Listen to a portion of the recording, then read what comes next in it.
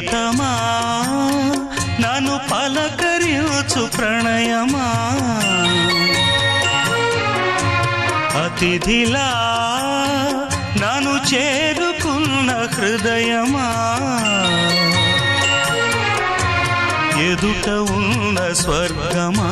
చెదిరిపోని స్వప్నమా కనులలో